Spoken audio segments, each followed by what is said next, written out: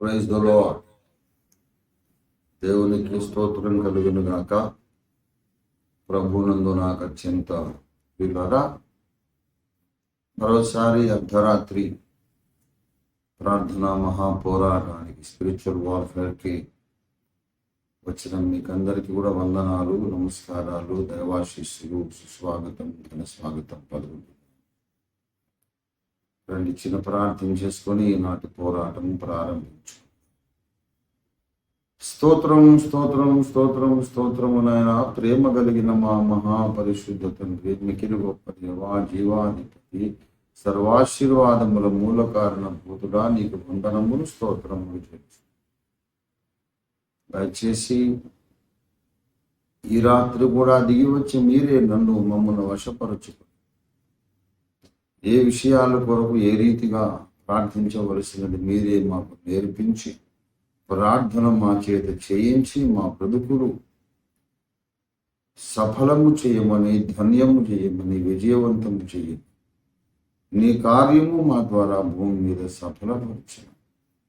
యేసు అద్భుత నామంలో స్తుతించి ప్రార్థిస్తున్నాం తండ్రి. ఆమేన్.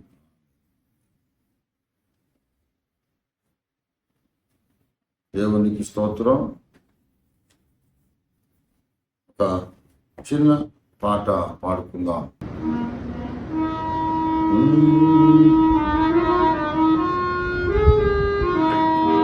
శక్తి చేత కాదనెను, బలముతో నిధి కాదనెను. శక్తి చేత కాదనెను, బలముతో నిధి కాదనెను. నా ఆత్మ ద్వారా దీని చేతులని యెహోవా సెలవిచ్చెను.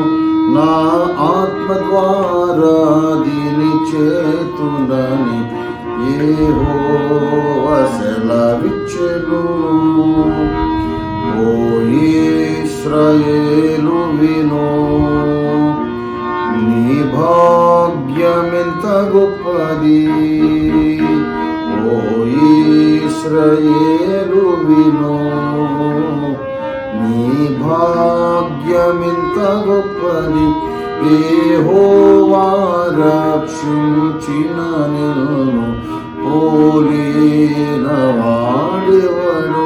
యెహోవా రక్షించిన నిన్ను పోలిన వారెవరు.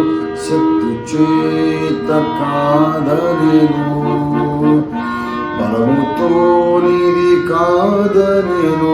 నా ఆత్మ ద్వారా దీని చేతులని యెహోవా సెలవిచ్చెను.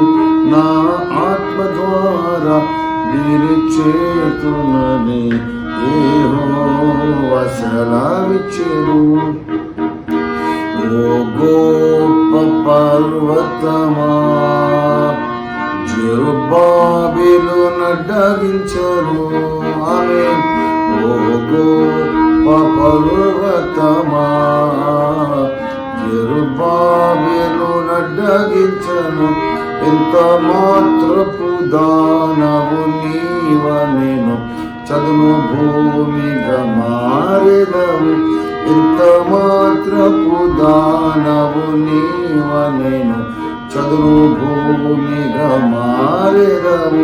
శక్తి చేత కాదనెను, బలముతో నిధి కాదనెను.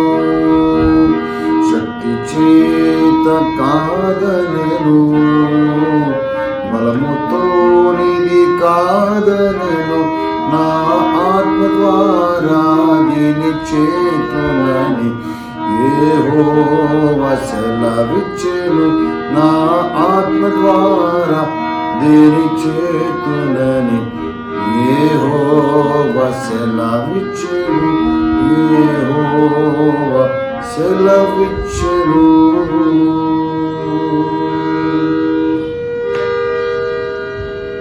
దేవునికి స్తోత్రం. హల్లెలూయా, హల్లెలూయా, హల్లెలూయా.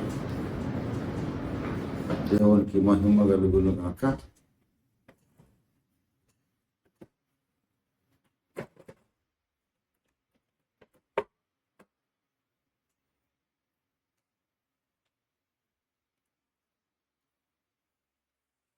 దేవుని పరిశుద్ధ వాక్యములో నుండి మనం ఒక చిన్న మాట చదువుతున్న వెంటనే ప్రాంతంలో వెళ్ళిపోదాం పిల్లారా. ఆదికాండము 1వ అధ్యాయము 26వ వచనం. దేవుడు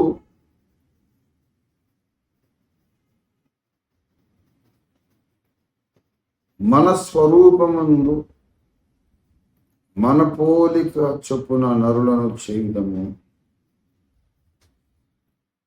వారు సముద్రపు చేపలను, ఆకాశ పక్షులను, పశువులను, సమస్త భూమి మీద ప్రాకు ప్రతి జంతువును ఏలుదురుగాక నీవు పలికెను. 27 కూడా చదువుతున్నా. దేవుడు తన స్వరూపమందు నరుని సృజించెను, దేవుని స్వరూపమందు వాణ్ణి సృజించెను, స్త్రీనిగాను పురుషునిగాను వారిని సృజించెను. దేవునికి మహిమ కలుగును గాక. దేవుని వాక్యము ఈ లేఖన భాగము మన వినికిడిలో, మన ధ్యానములో దేవుడు ఫలింపజేయునుగా. చిన్న మాట ప్రార్థన చేసి. హల్లెలూయా, హల్లెలూయా. ప్రేమ కలిగిన మా మిక్కిలి గొప్ప దేవ, మీకే మహిమా వందనములు చెల్లిస్తూ ఈ దినమున మా ప్రభువా, మీరు మాతో కొంచెం సేపు అయినా మాట్లాడి ఒక బలమైన ప్రార్థన పోరాటం మమ్మల్ని సిద్ధపరచమని, ఆయత్తపరచమని, గొప్ప విజయానికి పునాదులు మా బ్రతుకుల్లో వేయము అయ్యా. ఆధ్యాత్మిక రహస్యములు, ఆధ్యాత్మిక మహాయుద్ధ తంత్రమును మాకు నేర్పించాము. యేసు పరిశుద్ధ నామమున స్తుతించి ప్రార్థిస్తున్నాము తండ్రి.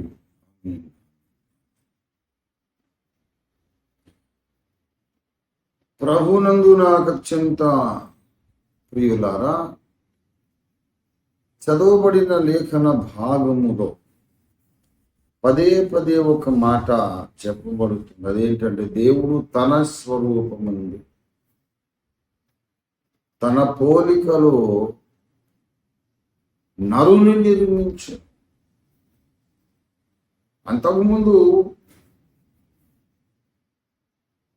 భూజంతువులన్నిటినీ ఆయన సృష్టించాడు. బాగా గమనించాలి. మిక్కిలి శ్రేష్టమైనటువంటి ఒక దేవ రహస్యాన్ని చెబుతున్నా. సింహాలు, ఏనుగలు, ఈ పెద్ద పురులు, వన్యప్రాణులు, వైల్డ్ యానిమల్స్ అన్నిటిని కూడా 6వ రోజు దేవుడు సృష్టించాడు. వాటన్నిటినీ కూడా మనం చూస్తే ఒక్కొక్క దానికి ఒక ప్రత్యేకత ఉంది. ఒక్కొక్క జంతువు ఒక్కొక్క ప్రత్యేకత ఉంది. దేవుడికి స్తోత్రం. 6వ దినమునని దేవుడు అన్నాడు, మన స్వరూపమందు మన పోలిక చొప్పున నరుని. అంటే ఏంటా పోలిక అంటే, ఇంతకుముందు చాలాసార్లు చెప్పుకున్నాం. 3 విధముల పోలిక. బాహ్య స్వరూప సామ్యము, ఎక్స్టర్నల్ ఇమేజ్ యొక్క లైక్నెస్, ఎక్స్టర్నల్ అపియరెన్స్, బయట కనబడే బాహ్య స్వరూపంలో ఉండే పోలిక చెప్పుకున్నాం. ఆదికాండం 1:26లో నరుడు దైవస్వరూపి. యెహెజ్కేలు 1:26 దేవుడు నరస్వరూపి అని వ్రాయి. యెహెజ్కేలు నరస్వరూపి ఒకరిని చూచాడు. యెహెజ్కేలు 1:26 ఇక్కడ దైవస్వరూపి, అక్కడ నరస్వరూపి. నరస్వరూపి అయిన వాడు దేవుడు, ఇక్కడ దైవస్వరూపి అయిన వాడు మానవుడు.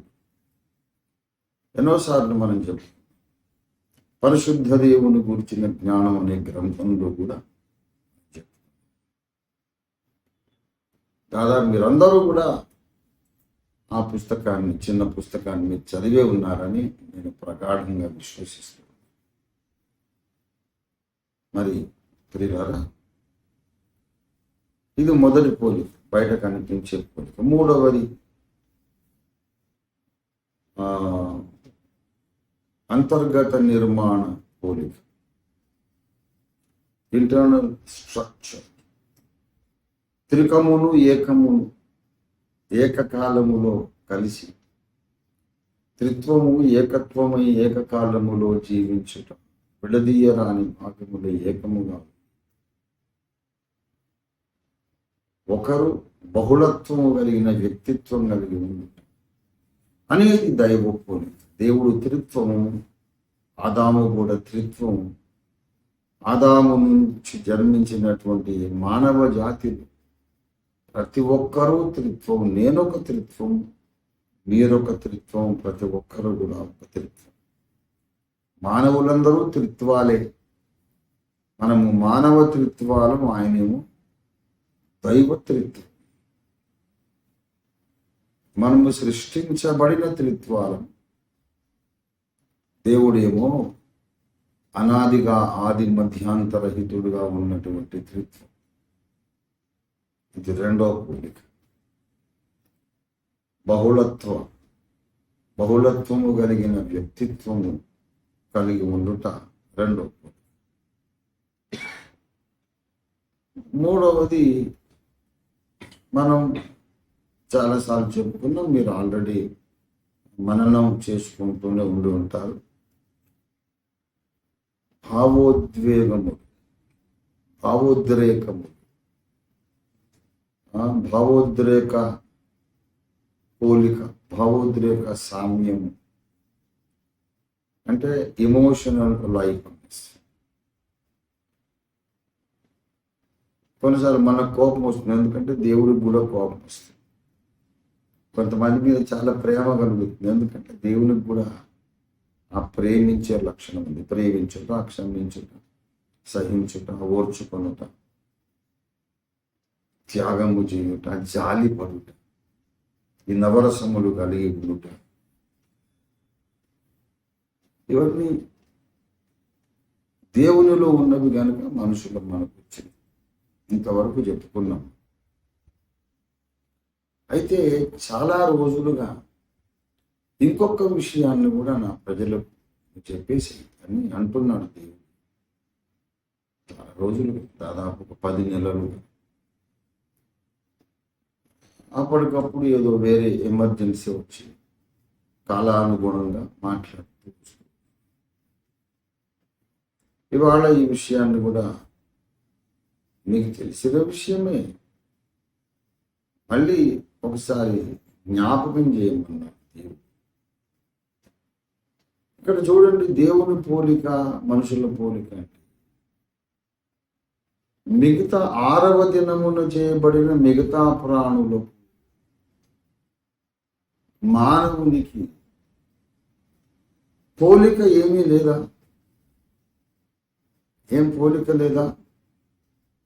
అవి గాలి పీల్చే బ్రతుకుతాయి. మానవుడు కూడా గాలి పీల్చే బ్రతుకుతాం.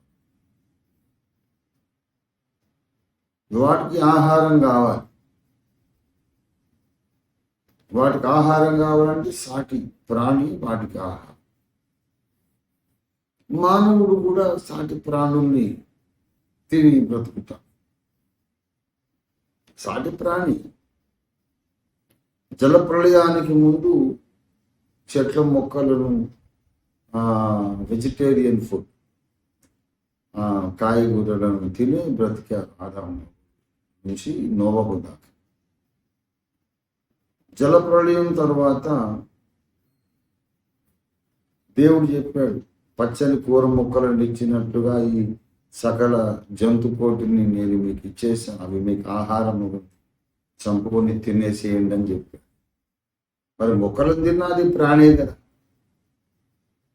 అది ప్రాణి, దానికి ప్రాణం ఉంది, దానికి భావోద్రేకాలు ఉన్నాయని చెప్పారు జగదీష్ చంద్రబోస్ గారు. కాబట్టి అది ప్రాణి కనుక నాన్ వెజిటేరియన్స్ అయినా వెజిటేరియన్స్ అయినా సాటి ప్రాణులనే తింటున్నారు. ప్రాణరహితమైనది ఒక ప్రాణికి ఆహారము నేల, నిశ్చేతనమైనది జడ పదార్థం ఒక ప్రాణికి ఆహారం అనేది. ఇది దైవ శాసనం. వెజిటేరియన్ తినాలి, నాన్ వెజ్ తినకూడదు, జీవహింస మహాపాపం అనేదంతా కూడా చెత్తవాదు, ట్రాష్, బహవాస్.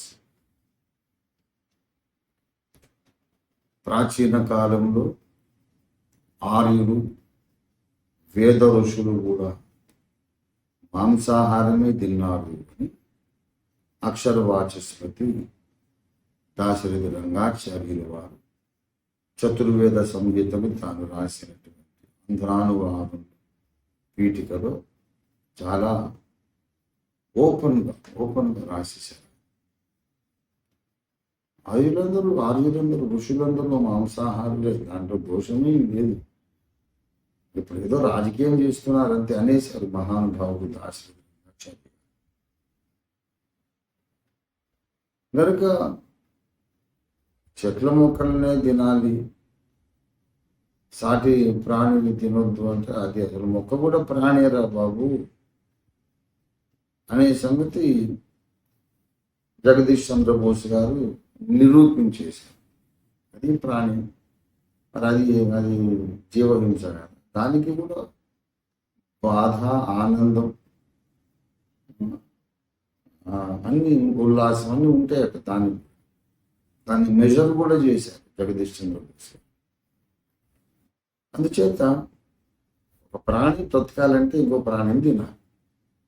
ప్రతి ప్రాణి ఇంకో ప్రాణికి ఆహారం అవుతుంది. ఇది ప్రకృతి. అయితే సృష్టి జరిగిన సమయం మొదలుకొని జలప్రళయం అయిపోయేదాకా వెజిటేరియన్స్ గానే ఉన్నారు మానవ జాతి. సృష్టి జరిగిన తరువాత రక్త ప్రోక్షణము చేసి, రక్తమును చిందించి జంతువులను తినమన్నాడు. రక్తమును చిందించి, ఒక ఆహారాన్ని మనం తినేటప్పుడు ఆ జంతువు రక్తమును చిందించి బాధపడడం అనేది శిలువ యజ్ఞానికి సూచనగా దేవుడు నియమించాడు. అంతకుముందు ప్రాణుల్ని తిన్నారు కానీ రక్త ప్రోక్షణం లేదు. చెట్లంటే రక్తము లేని ప్రాణులు. వృక్ష సంతతి రక్తము లేని ప్రాణులు. ఆ తర్వాత రక్తమును కార్చి చనిపోయిన ఆ ప్రాణిని మనం తినాలి. అంటే అసలు మానవ జాతికి నిత్య జీవం కలగడానికి దేవుడిలాగా బాధపడి చనిపోతాడు అనే పాఠాన్ని అప్పుడే దేవుడు మానవ జాతి సాంప్రదాయంలో, సామాజిక జీవనంలో ఆ పాఠాన్ని జొప్పించేశాడు. దేవుడు ఇంక్లూడ్ చేసేసాడు. మరి ఈ జంతువులను మనం చూస్తే ఇవన్నీ కూడా ఒకదాన్ని ఒకటి తింటూ ఉంటాయి. చిన్న చేపను పెద్ద చేప తింటే పెద్ద చేపలు ఇంకా పెద్ద చేప తింటుంది, దానికన్నా పెద్ద చేప వచ్చి దీన్ని తింటుంది. అలాగా మరి ఒక ప్రాణికి ఆహారం, మొత్తం మీద ఆహారం కావాలి, లేకపోతే ఏ ప్రాణి బ్రతకదు. ఆహారం, నీరు, ఈ రెండు కూడా చాలా అవసరం. గాలి పీల్చడం, ఇది కూడా చాలా అవసరం. అంతేకాదు ఆ శరీర నిర్మాణం మీరు చూస్తే ముఖరూపము మార్పు తప్ప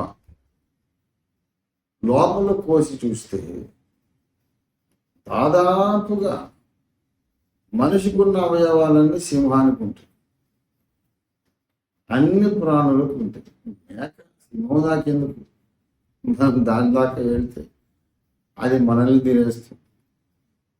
అంత సాహసం చేయంది. కానీ ప్రతినిత్యం మనం తింటూ ఉండేటటువంటి పొట్టేలు, మేక, ఏదైనా చూడు, దాన్ని కోసి చూస్తే మనకు గుండెకాయ ఉంది, దానికి గుండెకాయ, మనకు కాలేయం ఉంది, దానికి కాలేయం ఉంది, మనకు ఊపిరితిత్తులు ఉన్నాయి, దానికి ఊపిరితిత్తులు ఉన్నాయి. మనకు ప్రేగులు ఉన్నాయి, జీర్ణ వ్యవస్థ ఉంది, దానికి జీర్ణ వ్యవస్థ, ప్రేగులు ఉన్నాయి. మనకు పాల్ బ్లాడర్ అంటాం, చేదు సంచి, దానికి ఉంది. దాదాపుగా యావత్తు జంతు సంతతికి, పక్షి సంతతికి ఈ జీర్ణ వ్యవస్థ, ఊపిరితిత్తులు, గుండె, కాలేయము, ఇవన్నీ కూడా కామన్. తలలో మెదడు, కళ్ళు, ముక్కు, చెవులు, నాలుక, ఇవన్నీ కూడా కామన్, దాదాపుగా కామన్. స్లైట్ డిఫరెన్సెస్ ఉన్నాయి, అది వేరే విషయం. డీప్గా వెళ్తే పాములకు చెవులు లేవు అంటారు, అది వేరే విషయం. ఇలాగా మరి మిగతా ప్రాణులన్నిటికీ మనకున్న అవయవాలన్నీ ఉన్నప్పుడు నోరు, నాలుక, గొంతు, స్వరపేటిక అన్నీ ఉన్నాయి. సింహం గర్జిస్తుంది, పులి గాండ్రిస్తుంది, ఏనుగు ఘీంకరిస్తుంది కదా, గుర్రం సకిలిస్తుంది, గాడిద ఓండ్ర పెడుతుంది, పిల్లి మ్యావ్ మ్యావ్ ఉంటుంది. అన్నిటికీ వాటి వాటి అరుపులు ఉంది. గబ్బిలాలు కూడా అరుస్తాయి, కుక్క బౌబో అంటుంది, పందులు ఒక రకమైన కీసు కీసు భాష మాట్లాడతాయి. అన్ని జంతువులకు నోరుంది, అరుపులున్నాయి. మరి ఏంటి డిఫరెన్స్ ఏంటి అంటే, ఒక ప్రధానమైన భేదం ఉన్నది ఏంటి, దేవుడు మన స్వరూపమందు మన పోలిక చొప్పున అన్నందుకు ఇంకా ఏదో పోలిక దేవునికి ఉన్నది. ఏ జంతువుకు లేనిదేదో మనిషికి ఉండాలి. దేవునికి ఉన్న లక్షణం ఇంకా ఏ జంతువుకు లేని లక్షణం ఏదో మనిషికి ఉండాలి. అది ఏంటి అని ఆలోచన చేయాలి. అదేమిటంటే వాక్కు, వాక్కు, వాక్కు, వాక్కు. ఆది కాండంలో ప్రారంభము నుండి దేవుడు ఒక విషయాన్ని వ్రాయించాడు. దేవుడు పలుకగా ఆ ప్రకారం ఆయన వెలుగు కమ్మని దేవుడు పలికెను, ఆ ప్రకారం. ఆకాశము క్రింద ఉన్న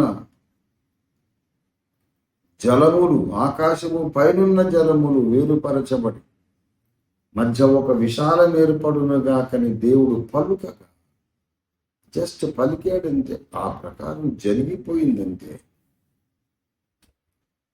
భూమి మీద ఉన్న నీళ్ళన్నీ ఒకచోట కూర్చోబడి ఆరిన నేల కనపడునుగా కంటే ఏక భూఖండం కలిగింది, నీళ్ళన్నీ పక్కకి. సింప్లీ స్పీకింగ్ అవుట్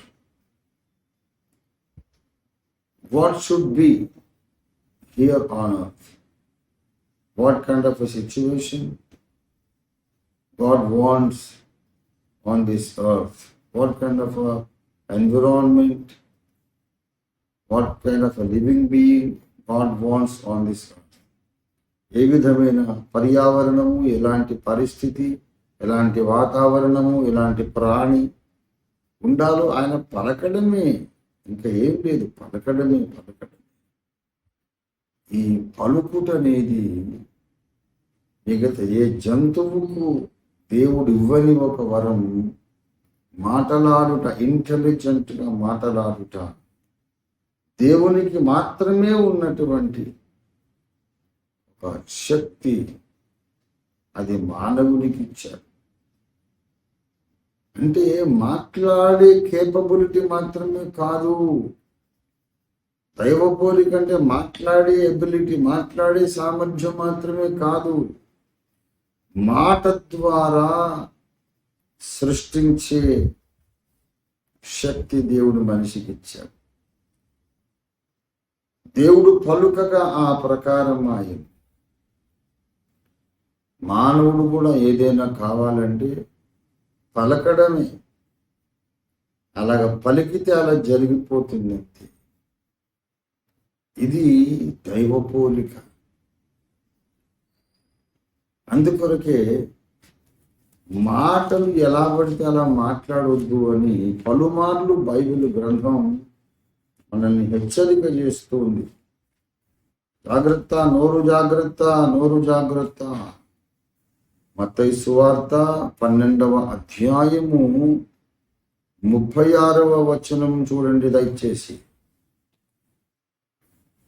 మత్తయి 12:36. నేను మీతో చెప్పున్నది ఏమనగా, మనుషులు పలుకు వ్యర్థమైన ప్రతి మాటను గూర్చి విమర్శ దినమున లెక్క చెప్పవలసి. ప్రతి చెడ్డ మాటను గూర్చి అనడం లేదు. మనుషులు పలికే ప్రతి చెడ్డ మాటను గూర్చి లెక్క అడుగుతానని లేదు. ప్రతి అబద్ధమును గూర్చి లెక్క అడుగుతానని లేదు. అది అబద్ధం కాకపోవచ్చు, అది చెడ్డ మాట కాకపోవచ్చు, దుర్భాష కాకపోవచ్చు, అయినా వేస్ట్గా, వ్యర్థంగా మాట్లాడే ప్రతి మాట ఎందుకురా నీవి మాట పడి అని దేవుడు అడుగుతాడు. విశ్వాసులు మాట్లాడుకుంటుండగా దేవుడు లెక్క రాసుకుంటున్నాడట. ఈ విషయం మనకు తెలుసు కదా. యెహోవాయందు భయభక్తులు కలిగినటువంటి ప్రజలు మాట్లాడుకుంటూ ఉండగా ఒక గ్రంథము రాయబడింది. మలాకి గ్రంథము 3వ అధ్యాయం 16వ వచనం. అప్పుడు యెహోవాయందు భయభక్తులు గలవారు ఒకరితోనొకరు మాట్లాడుకొనుచుండగా యెహోవా చెవియొగ్గి ఆలకించారు. మరియు యెహోవాయందు భయభక్తులు కలిగి ఆయన నామమును స్మరించుచూ ఉండు వారికి జ్ఞాపకార్థముగా ఒక గ్రంథము ఆయన సముఖమునందు. మనం పలికే ప్రతి మాటను ఆయన పట్టించుకుంటాడు. ఏదో నోరుంది కదా అని మనము వాచాలత్వాన్ని, అనవసరమైనటువంటి ఏమంటారు వాగుడుకాయతనాన్ని ప్రదర్శిస్తాం. చలోక్తులు ఎక్కువ మాట్లాడేసాడు, ఎక్కువ అతిగా హాస్యోక్తులు మాట్లాడు. దేనికైనా ఒక మోతాదు ఉండాలి, ఒక కంట్రోల్ ఉండాలి. కొంతమందికి అసలు ఫుల్ స్టాప్ అనేది ఉండదు. నిద్రపోయినప్పుడు తప్ప లొడలొడలొడలో వాగుతానే ఉంటారు. ఊరికైనా ఉండడం చాలా కష్టం వాళ్ళకు. ఒక డిగ్నిఫైడ్ సైలెన్స్ మెయింటైన్ చేయలేదు. వెలుగున్నప్పుడల్లా లొడలొడలొడలొడలో వాగుతారు. అవసరం లేదు. అందరూ జ్ఞానులే, అందరికీ అన్నీ తెలిసి. ఏదైనా అతి ప్రాముఖ్యం అనుకుంటే చెప్పాలి. నేను ఇప్పుడు ఈ మాట మాట్లాడకపోతే ఘోర నష్టం జరిగిపోతుంది అనుకుంటే చెప్పాలి. అంతేగాని నోరుంది కదా అని ఊరికైనా మాట్లాడడం అది కూడా తప్పు. దేవుడు అడుగుతాడు. మన మాటలలో నెగటివ్ మాటలు ఉంటే మన బ్రతుకు అంత నెగటివ్ ఫోర్స్తో నిండిపోతుంది. ఆ వాతావరణం, చుట్టుపక్కల పరిసరాలన్నీ వ్యతిరేక శక్తులతో నిండిపోతాయి. దేవుని మాట ఎలాగ కొన్ని సంగతులను పుట్టించిందో అలాగే నీ మాట కూడా కొన్ని సంగతులను పుట్టిస్తుంది. కొన్ని పరిస్థితులను నీ మాట కల్పిస్తుంది. అది సాధారణ మానవులను గూర్చి నిజం అయ్యే కంటే ఎక్కువగా రక్షణ పొందిన వాళ్ళని గురించి ఎక్కువ నిజం. ఇది పక్కా నిజం. రక్షణ పొందిన వాళ్ళని గురించి యెహోవా యందు భయభక్తులు కలిగి ఆయన నామమును స్మరించుచూ ఉండు వారికి జ్ఞాపకార్థంగా ఒక గ్రంథం రాయి. ఇది ఎప్పుడెప్పుడు ఏమో మాట్లాడుతున్నారు అన్నిటికీ రాసి పెడతారు. మన పాపమును ఒప్పుకునేటప్పుడు మనం పలికిన పనికి మాలిన వ్యర్థమైన మాటలు అనే పాపాన్ని కూడా మనం ఒప్పుకొని యేసు రక్తంతో మనల్ని మనం కడుక్కోవాలి. ప్రియుడా,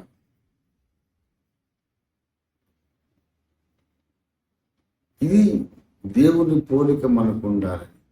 అంతే తప్ప మిగతా జంతువులను నీచపరిచాడని కూడా కాదు. ఎందుకంటే మిగతా జంతువులను తనతో పోల్చుకున్నాడు దేవుడు. మళ్ళీ ఏదో ఒక విషయంలో ఇది ఆసక్తికరమైన విషయం. మిగతా జంతువులను దేవుడు తనతో పోల్చుకోలేదా? ఏదో ఒక లక్షణాన్ని బట్టి ఏమని పోల్చుకున్నాడు మీరు చెప్పగలరు? మీకు తెలుసు. ఇదిగో లోక పాపములను మోసుకొని పోవు దేవుని గొర్రె పిల్ల. అంతేకాదు, యేసుక్రీస్తు నాథుడు యూదా గోత్రపు కొదమ సింహం. అలాగే మరి మనలను కూడా ఆయన పోల్చాడు. మీరు పాముల వలె వివేకులు. పరిశుద్ధాత్మ దేవుడు దేనితో పోల్చబడ్డాడు? పావురముతో పోల్చబడ్డాడు కదా. కనుక అసలు దేవుని సన్నిధిని ఎల్లప్పుడూ ఆయన సన్నిధిలో నిర్విరామంగా ఉంటూ సేవ చేస్తున్నటువంటి నమ్మకమైన దేవుని సేవకులు కెరూబులు, వాళ్ళకే 4 ముఖాలు ఉన్నాయి. ఒకటి ఎద్దు ముఖం, ఒకటి సింహముఖం, ఒకటి పక్షిరాజు ముఖము, ఒకటి మానవ ముఖం ఉన్నాయి కదా దేవుడు. కనుక మిగతా ప్రాణికోటిని వాటి ముఖాలను దేవుడేమో తృణీకరించలేదు. సాదృశ్య రూపకములను ఏదో ఒక పాఠం నేర్పడానికో, ఏదో ఒక సత్యాన్ని మన దృష్టికి తేవడానికో దేవుడు వాటి ముఖాలను కూడా వాడుకున్నాడు.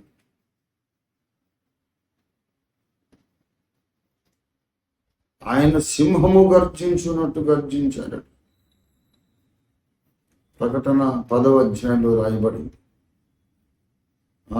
ఆకాశము నుండి మిక్కిలి బలిష్ఠుడకు ఒక దేవదూత, అంటే యేసుక్రీస్తు ప్రభువారి దిగి వచ్చి ఒక పాదము సముద్రం మీదను ఒక పాదము భూమి మీదను మోపి సింహము గర్జించినట్టు ఆర్భటించగా దిక్కులు పిక్కటిల్లినాయి.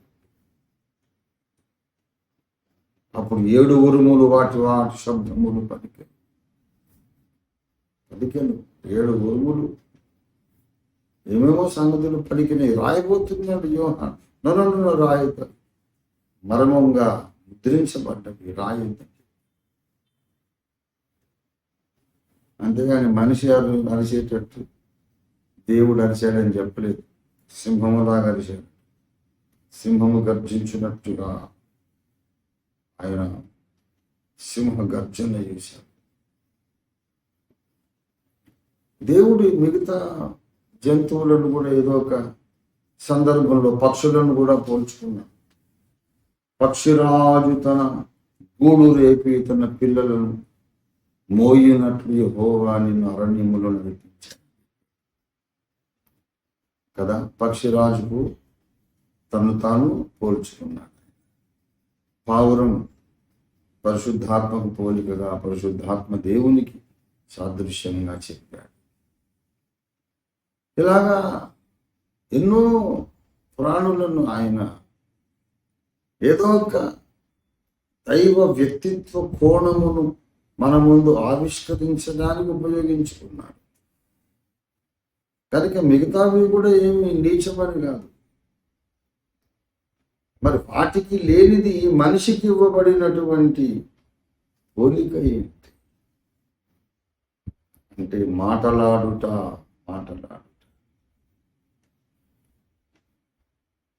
అనవసరంగా మాట్లాడొద్దు అని చెబుతున్నా. అనవసరంగా మాట్లాడడం ఒక పాపం. అంతేకాదు, అవసరమైనది మాట్లాడకపోవుట కూడా పాపం. అవసరమైనది మాట్లాడకపోతే అది కూడా పాపమే. దానివల్ల కూడా నష్టాలు జరుగుతాయి.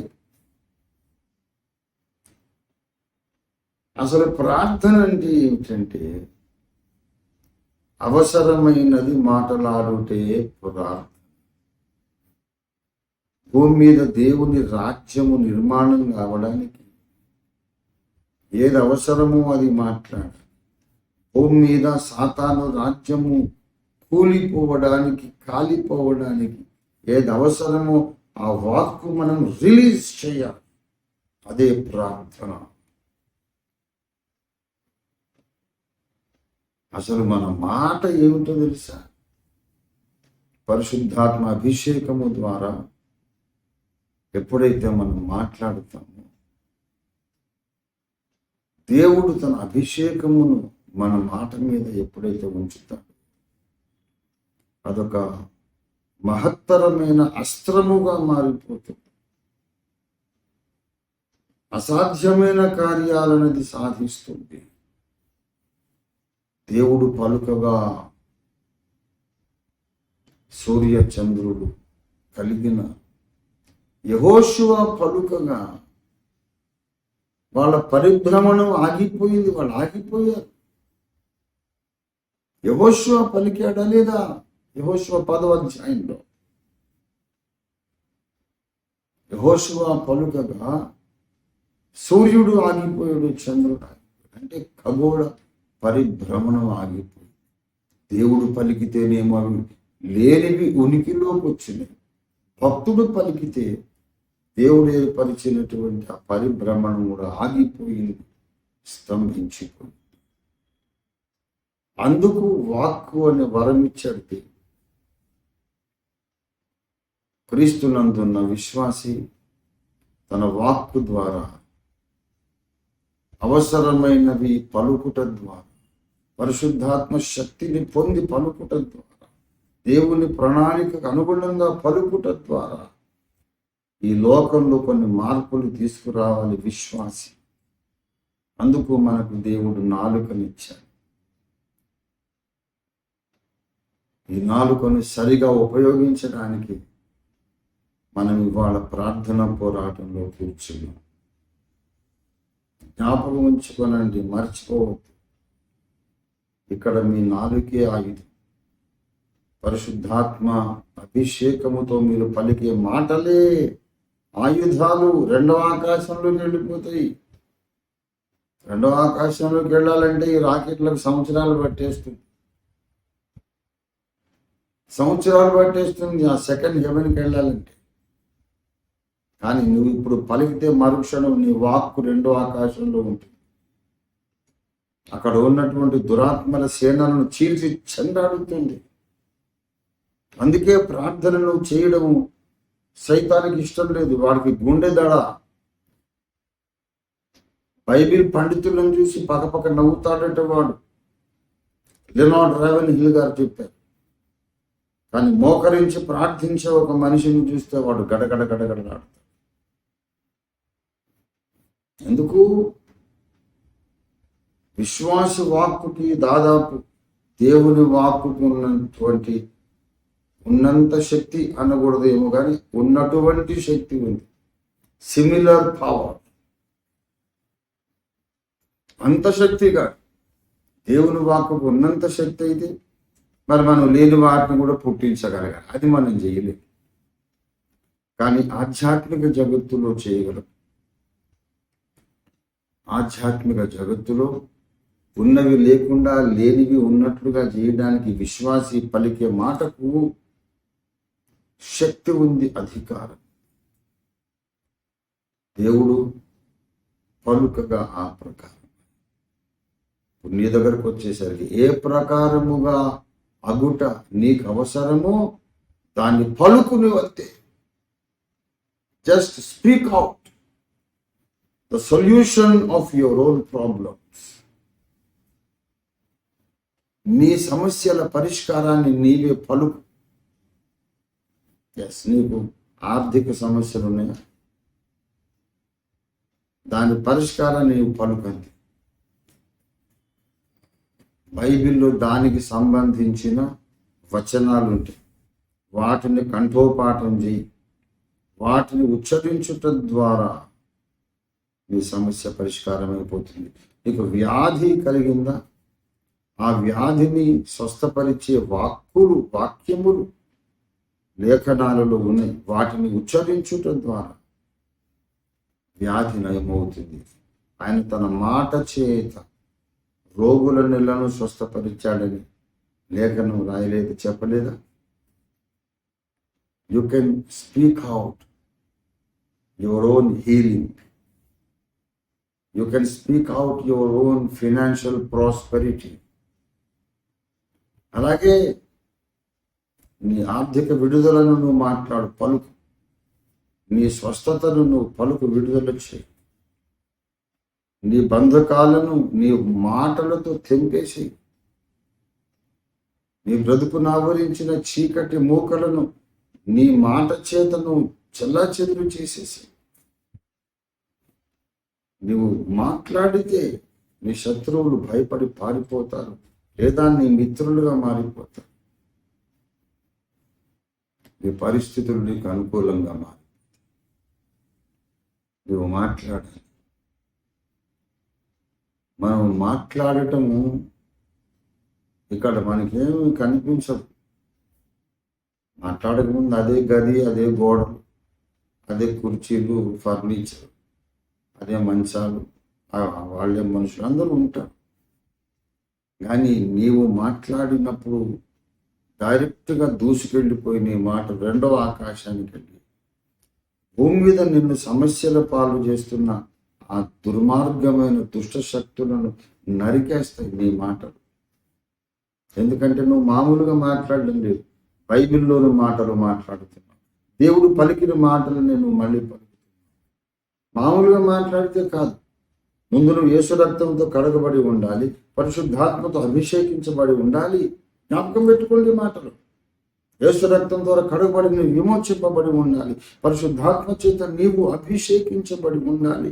తర్వాత దేవుని వాక్యమును నువ్వు పలకాలి. Speak the word of God. Let your words be the word of God. Can see the difference happening in your life. Hallelujah. ప్రియా మిత్రులారా, మనం దేవుని పోలిక. ఊరికే ఇలా మొహం మనిషిలాగా ఉంటుంది, నిటారుగా రెండు కాళ్ళ మీద నిలబడతాడు అనేది ఒకటే కాదు. అలాగా రెండు కాళ్ళ మీద కూడా కొన్ని జంతువులు కూడా నడుస్తాయి అప్పుడప్పుడు, అకేషనల్గానే. అలా నడిచే జంతువులు కూడా సరదాగా నడుస్తాయి. కానీ అసలు సిసలైన దైవ పోలిక, దైవ సామ్యము ఏమిటంటే, ఈ లోకంలో నీ జీవితంలో దేవుని మహిమార్థం ఏ ఏ కార్యాలు జరగాలని అనుకుంటున్నావు, చక్కగా ఉపవసించి ప్రార్థన చేసి యేసు రక్తంలో నువ్వు శుద్ధురాలివి, పరిశుద్ధాత్మతో అభిషిక్తుడివై అభిషిక్తురాలవై సంబంధించిన వాక్కులను నువ్వు విశ్వాసముతో రిలీజ్ చేస్తే, దేవుని గ్రంథములోని మాటలే నీ మాటలుగా రిలీజ్ చేస్తే, నువ్వు ఊహించని అద్భుతాలు జరిగిపోతాయి. సమాజం మారిపోతుంది, ప్రభుత్వాలు మారిపోతాయి, అధికారులు మారిపోతారు, చీకటి వెలుగుగా మారిపోతుంది, ఆటంకాలన్నీ ద్వారములుగా మారిపోతాయి. నీకు ఏం కావాలో, ఏది అవసరమో అది జరిగి తీరుతుంది. Speak out the solution of your own problem. You have the solution for all the problems in your own mouth. నీ సమస్యలన్నిటికీ పరిష్కారం నీ నోట్లోనే పెట్టాడు దేవుడు. ఆది కాండంలో దేవుడు ఆదాము హవ్వలను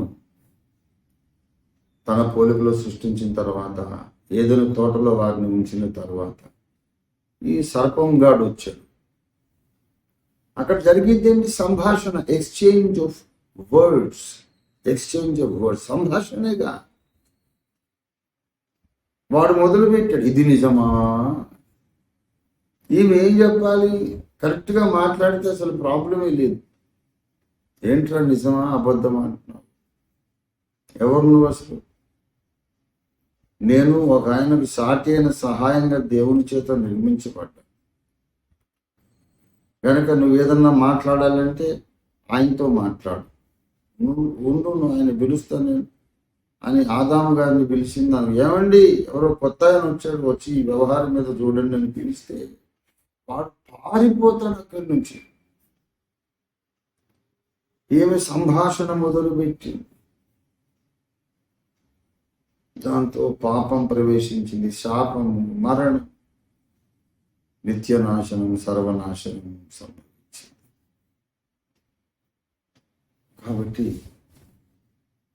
దేవుడిచ్చినటువంటి వాక్కును సరిగా ఉపయోగించలేదు గనుకనే ఆ ఒక్క బలహీనత అన్ని సమస్యలకు దారితీసింది. అవ్వకు నోట్లో వాక్కుంది, సర్పం మాట్లాడింది, అవ్వ ఎందుకు మాట్లాడదు? ఆదామునైనా పిలవాలి, లేకపోతే మనకి గెట్అవుట్ అనైనా చెప్పాలి. ఏంటంటే దేవుడు అబద్ధం చెప్పాడని నాకు చెప్తావు, నువ్వు మీరు చావని చెప్తున్నావు అంటే, నా దేవుడు, నా తండ్రి, నా కన్న తండ్రి మహిమ స్వరూపుడు, ప్రేమ స్వరూపుడు, మిక్కిలి దయామయుడు. ఆయన సన్నిధి ఎంత కమ్మగా ఉంటుంది. ఆయన సన్నిధి 100 ఏళ్ల బట్టి మేము ఆనందంగా ఆయన కౌగిట్లో బ్రతికేస్తున్నాం. ఇప్పుడు వచ్చి మా నాన్నగారు అబద్ధి కూడా నాకు చెప్తావు, వెళ్ళిపోయి ఇక్కడి నుంచి అన్నదంటే అయిపోయింది సమస్య. పాపం అంత జ్ఞానం ఆమెకు లేకపోయింది. అమాయకురా, సర్పము నన్ను మోసపుచ్చను అని చెప్పింది. స్త్రీ మోసపుచ్చబడి అపరాధంలో పడి. కాబట్టి గమనించాలి, మాటలు చాలా జాగ్రత్త. అవ్వ చెయ్యని పని వాళ్ళు మనం చేద్దాం. ఇది ప్రసంగానికి ముగింపు. సాతానుగాడు మన దగ్గరికి కూడా వస్తున్నాడు. అవ్వ వాడిని గద్దించి వెళ్ళగొట్టలేదు. దానివల్ల ఎంత నష్టం జరిగిందో మీకు తెలుసు. ఇవాళ మనం చేద్దాం ఆ పని, ఆమె చేయని పని మనం చేద్దాం. అరణ్యములో యేసు ప్రభు వారు ఉపవాసం ఉండి ప్రార్థన చేసినప్పుడు వాడిని కర్ర తీసుకొని కొట్టాడా, కొరడా తీసుకొని కొట్టాడా, ఏమండి రాళ్ళు తీసుకొని కొట్టాడు? ఎలా వాడిని పారద్రోలేడు? నా యుద్ధ నుండి పొమ్ము అన్నాడు, అంతే. ఇంకా అంతకన్నా కొరడా లేదు, అంతకన్నా తుపాకీ లేదు, అంతకన్నా బాంబు లేదు. సాతానా నన్ను విడిచి పొమ్ము అని చెప్పేశాడు. మత్తయి సువార్త 4వ అధ్యాయం 10వ వచనం. యేసు వానితో, సాతానా పొమ్ము, ప్రభువైన నీ దేవునికి మ్రొక్కి ఆయనను మాత్రము సేవింపవలెనని వ్రాయబడి ఉన్నది అని. అంతటా అపవాది ఆయనను విడిచిపో. ఇదిగో దేవదూతలు వచ్చి ఆయనకు పరిచయం చేసి, సాతాను వచ్చి యేసు ప్రభు వారి చేత తప్పు చేయిద్దాం, పాపం చేయిద్దాం, ఏదైనా తప్పు చేస్తే రక్షకుని పదవికి ఆయన అనర్హుడైపోతాడని వాడు ట్రై చేస్తున్నాడు. సమాధానం ఇచ్చినంతసేపు ఇచ్చాడు. తర్వాత నాడు సాతానా పో వెళ్ళిపోయాడు. వాళ్ళ మనం కూడా అది ఇచ్చాడు. నా ఆర్థిక పరిస్థితుల నుండి, ఆర్థిక లావాదేవీల నుండి సాతానా నీ చేతులు వెనక్కి తీసాయి, వెళ్ళిపో, యేసు నామములో ఆజ్ఞాపిస్తున్నా అని పలుకుదాం. ప్రతి విషయంలో ఆత్మలు రక్షణ పొందకుండా, నా సేవ ఫలించకుండా ఆటంకపరుస్తున్న చీకటి శక్తులారా పారిపోండి అని చెప్తాం. ఆదికాండము 1వ అధ్యాయంలో దేవుడు పలుకగా ఆ ప్రకారమై, ఇప్పుడు మనము పలుకగా చీకటి శక్తులన్నీ పారిపోతాయి. మనం పలుకగా మనకు మళ్ళీ సంపదలు, ఆర్థిక ఆశీర్వాదాలు కలుగుతాయి. Just speak out what ever you want to have in your life. నువ్వు పలికితే చాలు. సరైన మాటలు పలుకు. బైబిల్లో దేవుడు నీకు ఇచ్చిన వాగ్దానాలను పలుకు. అతడు పొందిన దెబ్బల చేత మనకు స్వస్థత కలుగుచున్నది. అనే మాటను నీవు రోజు పలుకుట ద్వారా నీకు ఆరోగ్యం సిద్ధిస్తుంది. నీతిమంతుని ఇల్లు ఆశీర్వాదకరము, ధననిధి అగును. నీతిమంతుని మీద దేవుని ఆశీర్వాదము ఐశ్వర్యం ఇచ్చు. యెహోవా ఆశీర్వాదం ఐశ్వర్యం ఇస్తుంది. నీతిమంతుని ఇల్లు గొప్ప ధననిధి అవుతుంది. జ్ఞానాధారము నేనే అన్న లెస్సైన జ్ఞానం ఇచ్చుటయు, స్థిరమైన కలిమి, ఐశ్వర్యము, ధన ఘనతలు అయుద్ధ ఉన్నవి అన్న సామెతలు 8వ అధ్యాయం. నాకు అనుగ్రహించు తండ్రి, నీకేది కావాలో దాన్ని అడగమన్నావు, అడుగుతున్నా. వాగ్దానములను స్వతంత్రించుకొని దేవుడు నీకు ఇస్తానని చెప్పిన ఆ మాటలని నీవు స్వతంత్రించుకొని అవి నీ మాటలుగా నువ్వు పలకడం నేర్చుకో. అప్పుడు నీ ప్రార్థన డైరెక్ట్గా అరక్షణంలో 2వ ఆకాశంలో వెళుతుంది. దురాత్మల ఆకాశ మండలమందున దురాత్మల సైన్య సమూహముల మధ్యకి వెళ్ళిపోయి భీకరంగా యుద్ధం చేసేస్తుంది. నువ్వు నిద్రపోయి లేచేసరికి నీ పరిస్థితులని మారిపోతాయి. నీ భర్త మారిపోతాడు. నీకు ధనము, ఐశ్వర్యము కలిసి వస్తుంది. నీ పిల్లలు మారిపోతారు, నీ మాట వింటారు. కూలిపోతున్న నీ కుటుంబం కట్టబడుతుంది. దేవుని వాక్కు పలుకు. నీకు ఆరోగ్యము, దీర్ఘాయువు, శాంతి, సమాధానం, పాపం మీద జయం కలుగుతుంది, పరిశుద్ధ జీవితం కలుగుతుంది. నీ సేవ ఫలిస్తుంది. అనేక మంది రక్షణ పొందుతారు. సరైన మాటలు పలుకు. బైబిల్లోని మాటలే పలుకు. ముందు వ్యర్థమైన వాగుడు మానేయాలి, తర్వాత ఇది చేయాలి. నీ నాలుక మీద పట్టు సాధించమంటాడు యాకోబు. ఎవడైనా తన నోటిని అదుపు చేసుకోకపోతే వాడి భక్తి వ్యర్థమే అన్నాడు యాకోబు భక్తి. కనుక మౌనము ముందు సాధన చేయి. సాధారణంగా సామాజిక జీవనంలో అక్కడిక్కడ నువ్వు సంచరించినప్పుడు, మనుషులకు ఎదురైనప్పుడు మితముగా మాట్లాడటం నేర్చు. నాకు నోరుంది కదా, నా ప్రతాపం చూపిస్తానని వ్యర్థమైన వాగుడు నువ్వు ఎంతసేపు మాట్లాడడం అలాగే కొనసాగిస్తావో నీ ప్రార్థనకు అంతసేపు ఫలితం ఉంటుంది. అలాగా వ్యర్థమైన మాటలు మాట్లాడుతున్నంత వరకు నీ ప్రార్థనలో శక్తి ఉండదు. తుస్సు అని దీపావళి టపాకాయలు తడిసిపోయి పేలనట్టుగా ఉంటుంది. ముందు నువ్వు బాగా సాధన చేయాలి. నీ నాలుక మీద అదుపు సాధన చేయి. తర్వాత దేవుని మాటలే నీ మాటలుగా మనస్సులో నింపుకొని వాటిని మాట్లాడడం సాధన చేయి.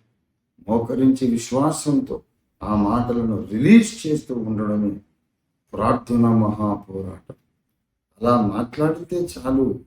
ఎరుకో కోటలు కూలిపోతాయి, ఎర్ర సముద్రాలు చీలిపోతాయి, పంటలు పగిలి నీకు నీళ్లు ఇస్తాయి, ఆకాశం నుండి ఆహారం వచ్చేస్తుంది, నీ ఇంట్లోకి ఐశ్వర్యం వచ్చేస్తుంది, నీ శత్రువులందరూ చెల్లా చెదురైపోతారు, నీకు విరోధంగా గుంపు కూడిన వారు నీ పక్షం వాళ్ళు అయిపోతారు. సకల శుభములు నీకు కలుగుతాయి. భూమి మీద దేవుని కార్యం సఫలమవుతుంది. దేవుడి వాక్యం మన వినికిడిలో ఆశీర్వదించిన చిన్న మాట ప్రార్థన చేసుకొని మనము అలాగే ప్రార్థనతో మనం పోరాటంలోకి వెళ్ళిపోతాం. రండి, come on let us all raise our hands, worship the Lord and thank him for his message. మనందరం మన 2 చేతులు పైకెత్తి ఆయన పంపిన సందేశం కొరకు దేవుని స్తుతిస్తూ ప్రార్థనలోకి వెళ్ళిపోతాం. హల్లెలూయా, హల్లెలూయా, హల్లెలూయా, హల్లెలూయా, హల్లెలూయా, హల్లెలూయా, హల్లెలూయా. శిఖాందర వరి సిరాహుదరి వరా